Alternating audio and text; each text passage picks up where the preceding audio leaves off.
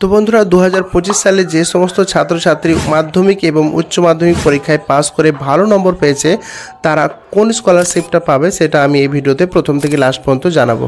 তো নতুন হলে অবশ্যই চ্যানেলটাকে সাবস্ক্রাইব করে বেল আইকনটা প্রেস করে রাখবে এবং যারা পাস করেছে তারাই বা কোন স্কলারশিপ পাবে সেটা আমি তোমাদেরকে এই ভিডিওতে জানাবো। তো দেখো বন্ধুরা, স্কলারশিপ তো অনেক আছে, বেসরকারি স্কলারশিপ গাদাও আছে, কিন্তু ওগুলো বিশেষ করে পাওয়া যায় না। তো সরকারি যে সমস্ত স্কলারশিপ আছে সেগুলোর ব্যাপারেই তোমাদেরকে জানাবো আমি।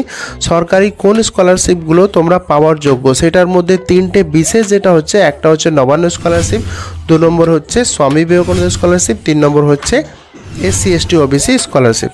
নবান্ন স্কলারশিপ পেতে হলে লাস্ট মার্কশিটে তোমার মিনিমাম 50% নাম্বার হতে হবে। মানে নবান্ন স্কলারশিপ অ্যাপ্লাই করতে গেলে 50% থেকে 59%-এর মধ্যে নাম্বার হলেই তুমি নবান্ন স্কলারশিপ অ্যাপ্লাই করতে পারবে। আর স্বামী বিবেকানন্দ স্কলারশিপ অ্যাপ্লাই করতে গেলে 60% থেকে একবার 100-র মধ্যে যে সমস্ত স্টুডেন্ট আছে তারা প্রত্যেকেই স্বামী বিবেকানন্দ স্কলারশিপ অ্যাপ্লাই করতে পারবে। আর SC ST স্কলারশিপ, যেটাকে ওয়াসিস স্কলারশিপ বলে, সেই স্কলারশিপটা অ্যাপ্লাই করতে গেলে তোমার মিনিমাম 5 নাম্বার হলেই হবে, মানে 30% নাম্বার হলেই চলবে। এবার বন্ধুরা, কোনো SC ST বা OBC স্টুডেন্ট যদি 60% বা তার বেশি নাম্বার পেয়ে থাকে, সে যদি ভাবে যে আমি স্বামী বিবেকানন্দ স্কলারশিপ এবং SC ST OBC স্কলারশিপ দুটোই পাবো, তো সেটা হচ্ছে ভুল বন্ধুরা। আগে এই সিস্টেমে চলে আসতো, কিন্তু সরকার এখন ঠিক করেছে যে সরকারি স্কলারশিপ যে কোনো একটা পাবে। তুমি যদি SC ST বা OBC স্টুডেন্ট হয়ে থাকো, তাহলে তোমার ইচ্ছা মতো তুমি হয় SC ST OBC স্কলারশিপে আবেদন করতে পারবে, অথবা তুমি স্বামী বিবেকানন্দ স্কলারশিপে অ্যাপ্লাই করতে পারবে।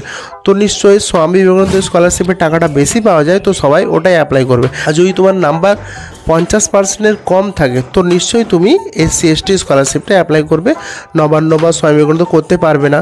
ঠিক আছে, তোমার নাম্বার যদি 60% হয় তাহলে তুমি নবান্ন অ্যাপ্লাই করতে পারবে না, কারণ তোমার নাম্বার যদি 60-এর বেশি হয়ে থাকে তাহলে তুমি যদি চাও আমি নবান্ন স্কলারশিপ করবো আর স্বামী বিবেকানন্দ স্কলারশিপ করবো, দুটোই করবো, কিন্তু না বন্ধুরা, তুমি দুটো করতে পারবে না। তোমার নিয়ম হচ্ছে 60 থেকে 100-র মধ্যে হলে তুমি শুধু স্বামী বিবেকানন্দ অ্যাপ্লাই করতে পারবে, আর 50 থেকে 59-এর মধ্যে হলে নবান্ন স্কলারশিপ অ্যাপ্লাই করতে পারবে। ঠিক আছে বন্ধুরা, যে কোনো একটা অ্যাপ্লাই করতে পারবে, জেনারেল কাস্টের দিক দিয়ে বললাম। আর SC ST হলে যদি নাম্বার বেশি পেয়ে থাকে, তো যেটা পছন্দ সেটা অ্যাপ্লাই করতে পারবে। তো বন্ধুরা, আরেকটা যেটা মেন ব্যাপার, তোমরা মাধ্যমিক উচ্চ মাধ্যমিক পাস করেছো সব ঠিক আছে, কিন্তু মাধ্যমিক পাস হলে সেটা তোমাদেরকে 11-এ অবশ্যই ভর্তি হতে হবে, তবে তুমি স্কলারশিপ অ্যাপ্লাই করতে পারবে।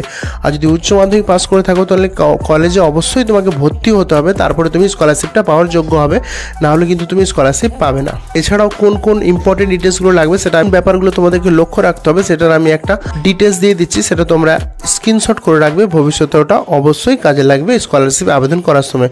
তো নতুন হলে অবশ্যই চ্যানেলটাকে সাবস্ক্রাইব করে বেল আইকনটা প্রেস করে রাখবে।